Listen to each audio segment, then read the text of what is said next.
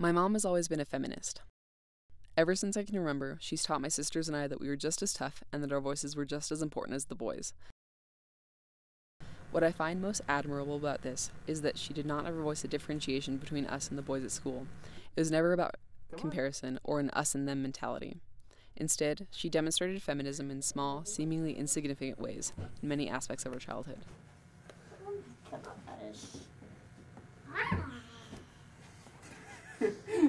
When we were young, we had traditional boys' toys along with traditional girls' toys.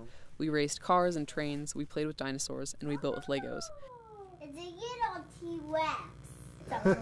It's a puppet. It's a pink dinosaur puppet. It's a big, giant pink T-Rex. I know. Cute, isn't it? Oh, look at it. It's a big. Can you make him do something? I be T-Rex. I be T-Rex. Do you want to find something for Lauren? However, we also spent a lot of time playing with dolls and pretending to be mothers.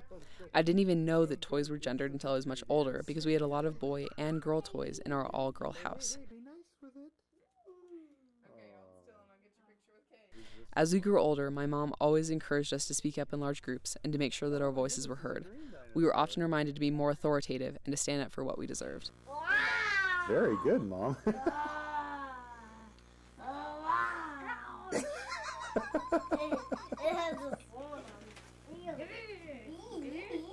We often went with her to her work to pick up her paychecks, and she told us stories all the time about the exciting things that happened in the ER.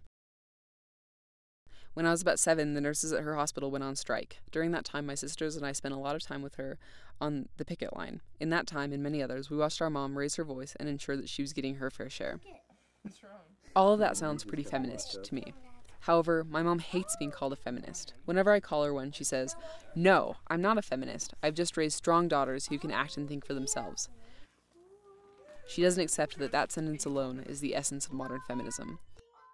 Her position on the issue has something to do with second-wave feminism, and that she thinks that people will think that she burns her bra if she's called a feminist. As much as I try to convince her that feminism is different now, she will not budge on the issue. This used to make me really frustrated. I wanted my strong feminist mom to embrace and be proud of this label that's shared by so many other strong and intelligent women and men around the world.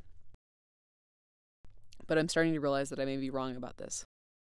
What's more impressive, to say that one is a feminist or to have lived life steeped in it? Is it better to have worn a figurative badge on her sleeve or to have raised 3 daughters who believe that they can do anything a man can? It doesn't matter that my mom hates the term feminism.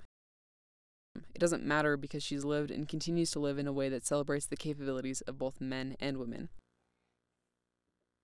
To hate the term feminism doesn't matter when you've lived and led a life that is centered around the ideals that feminism encompasses and celebrates.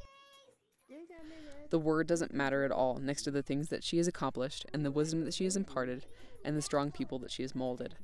My mom's actions will stand longer and mean more than a label ever could.